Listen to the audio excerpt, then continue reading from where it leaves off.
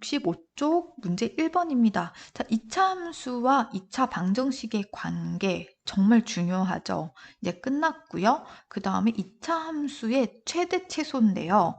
우리 문제 1번부터 보시면 2차 함수의 최대값, 최소값을 구하시오 이렇게 나왔어요. 주어진 두 개의 함수 중에 가장 큰 값, 그러니까 2차 함수의 최대값, 최소값은 2차 함수의 함수값이에요. 함수값 중에 최대값과 최소값, 제일 큰 아이와 제일 작은 아이의 값을 구하여라 이렇게 얘기를 했거든요. 그럼 저는 친구들한테 이런 얘기를 해요. 2차 함수의 최대 최소값을 구하려면 사실 이 그래프의 개형을 알면 돼요. 너무 완벽하게 일일이 완벽하게 그릴 필요 없고요. 개형을 그리는데 그 개형에서 두 가지 내가 찾아야 될 거는 무엇이다? 그렇죠. 꼭지점. 2차 함수는요, 꼭지점이 정말 중요한 역할을 하거든요. 이 문제뿐만이 아니라. 그래서 꼭지점을 찾아야 되고, 그 다음에 아래로 볼록인지, 볼록성, 위로 볼록인지 아래로 볼록인지만 이 함수에다 찾아내시면 이 문제 푸는데 크게 어려울 일이 없으십니다. 같이 우리 이거 적용해서 한번 풀어봐요. 자, y는 3x제곱 더하기 6x 더하기 2라는 함수가 있어요. 그럼 나는 얘의 꼭지점을 찾아야 돼. 무조건. 이 꼭지점을 찾기 위해서는 우리는 어떻게 풀어야 됩니까? 꼭지점을 찾을 때 우리가 필요한 거, 그죠? 완전 제곱꼴의 형태로 변형하죠. 중학교 때 엄청 많이 했었죠. 완전 제곱꼴의 식으로 만드셔야 돼요. 그럼 한번 해볼게요. 자, 완전 제곱꼴의 식이니까 이 보시면 3에 x제곱 플러스 2x죠. 이렇게 묻고요. 저는 이렇게 정리를 해볼게요. 그럼 완전 제곱 어떤 수의 제곱꼴로 형태로 돼야 되니? 저는요. 얘를 x제곱 더하기 2x예요.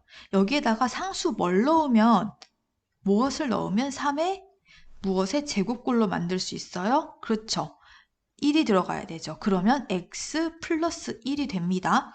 그런데 지금 이 상황에서 여기까지만 딱 보시면 위랑 아래랑 같으려면 지금 아래쪽에 3이 더 들어간 거거든요. 그래서 저는 마이너스 3을 해줘요. 그리고 다시 더하기 2를 해줘요. 그러면 마이너스 1 이렇게 되죠. 아, 이 식을 보고 우리는 이제 2차 함수가 있는데 얘가 꼭지점이 얼마를 가져요? 그쵸. 마이너스 1, 마이너스 1을 꼭지점으로 가지겠구나. 이렇게 판단하실 수 있어야 됩니다. 그리고 나서 얘는 자, 우리 이번에 아래로 볼록, 위로 볼록성은 무엇을 보고 알 수 있나요? 그렇죠. 최고차항의 개수가 양수이냐 음수이냐죠. 근데 얘는 봤더니 양수예요. 3이라는 양수예요. 그럼 아래로 볼록이에요. 그래서 이렇게 생긴다는 얘기예요. 되셨죠? 자, 그러면 이 그래프가 이렇게 그려집니다. 그럼 이 그래프의 함수값들 중에 가장 작은 값은 어떻게 돼요?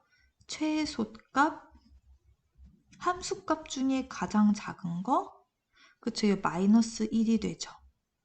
그러면 최대값은요? 없습니다. 선생님 왜 없어요? 이쯤 있지 않아요? 이렇게 말씀을 하시는데 우리가 이렇게 그래프를 그리잖아요. 그러면 이 부분은 그냥 설명을 위해서 그린 건데 실질적으로는 우리 그래프를 그리면 이렇게 증가하면 무한히 영원히 증가하는 거거든요. 그래서 계속 증가하는 아이기 때문에 우리가 어떤 값이 가장 크다라고 지정을 할 수가 없어요. 계속 증가하네. 무한히 증가하니까. 그래서 최대값은 존재하지 않아요. 없어. 그리고 최소값은요. 가장 작은 값 마이너스 1이 되겠죠. 이해되셨나요?